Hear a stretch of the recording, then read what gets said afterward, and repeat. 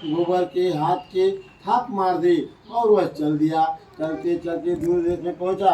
वहाँ पर एक साहूकार की दुकान थी। वहाँ जाकर बोला, सेठ जी मुझे नौकरी पर रख लो। साहूकार को जरूरत थी। साहूकार ने कहा, काम देखकर दाम मिलेंगे।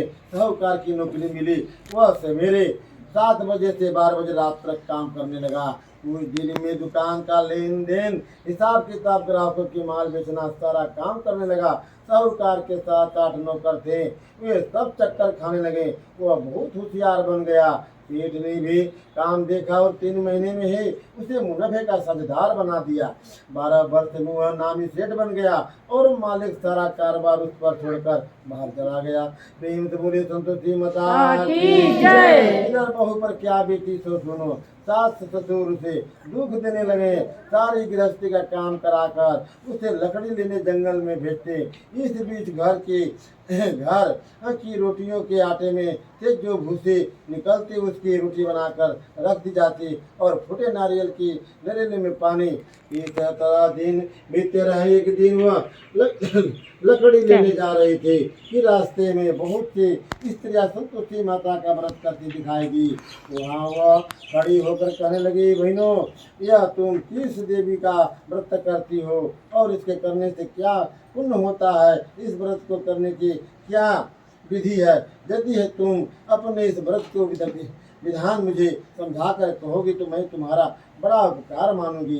तो उनमें से एक बोले, सुनो ये संतोषी माता का व्रत है। इसके करने से निर्धनता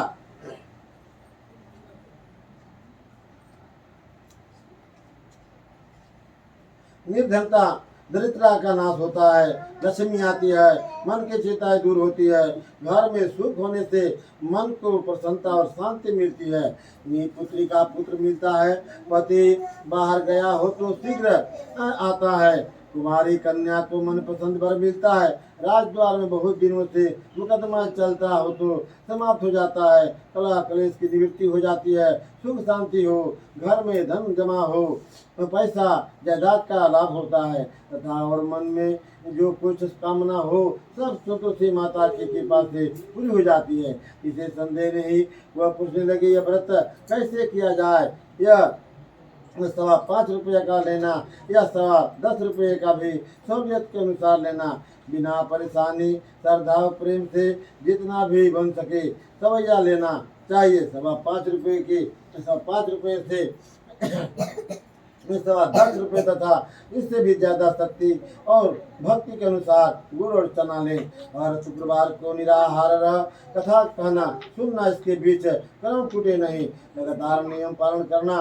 सुनने वाला कोई न मिले तो घी का दीपक जलाकर उसके आगे और उसके आगे जल के पात्र हो तो पात्र को रख कथा कहना। नियम न टूटे जब तक कार्य सिद्धि न हो, नियम पालन करना और कार्य सिद्धि हो जाने पर व्रत का उद्यापन करना। 3 मास में माता पूरा फल प्रदान करती है। यदि किसी के छोटे ग्रह हो तो भी माता 1 वर्ष में अवस्थ कार्य पूरा करती है। कार्य सिद्ध होने पर ही उद्यापन करना चाहिए, बीच में नहीं। उद्यापन में 2.5 सेर आटे का खाजा तथा इन्हीं अनुसार से खीर तथा चने का साग तैयार करना। 8 लड़कों को भोजन कराना। जहाँ तक मिले देवर जेठ भाई बंधु कुटुंब के लड़कों को लेना, न मिलने तो रिश्तेदार और पड़ोसियों के लड़के बुलाना, उन्हें भोजन करा यथाशक्ति दक्षिणा दे। माता का नियम पूरा करना। उस दिन घर में कोई खटाई ना खाए। यह सुन बुढ़िया की बहू तो चल दी। रास्ते में लकड़ी के बोझ को बेच दिया और उन रुपये से गुड़ चना ले माता के व्रत की तैयारी कर आगे चली और सामने मंदिर देखा। पूछने लगे, यह मंदिर किसका है? सब कहने लगे, यह संतोषी माता का मंदिर है। यह सुन माता के नियम कुछ जानती नहीं, मैं बहुत दुखी हूँ। हे माता जग जननी मेरा दुख दूर कर, मेरे तेरी शरण में हूँ। माता की दया आई। एक शुक्रवार बीता कि दूसरे शुक्रवार को ही उसके पति का पत्र आया और तीसरे को उसका भेजा हुआ पैसा आ पहुंचा। यह देख जेठानियां मुंह सिकोड़ने लगी। इतने दिनों के बाद इतना पैसा आया, इसमें क्या बढ़ावा है। लड़के ताने देने लगे, काकी के पास अब तो पत्र आने लगे, रुपया आने लगा, अब तो काकी की खातिर बढ़ेगी, अब तो काकी बुलाने से भी नहीं भूलेगी। बेचारी सरलता से कहती, भैया पत्र आवे रुपया आवे तो हम सब के लिए अच्छा है। ऐसा कहकर आंखों में आंसू भरकर संतोषी माता के मंदिर में मातेश्वरी के चरणों में गिरकर रोने लगी। माँ ने, मैंने तुमसे पैसा नहीं मांगा, मुझे पैसे के क्या काम है, मुझे तो अपने सुहाग का काम है, मैं तो अपने स्वामी के दर्शन और सेवा मांगती हूँ। तब माता ने प्रसन्न होकर कहा, जा बेटी, तेरा स्वामी आएगा यह सुन खुशी से बावली हो घर जाकर काम करने लगी।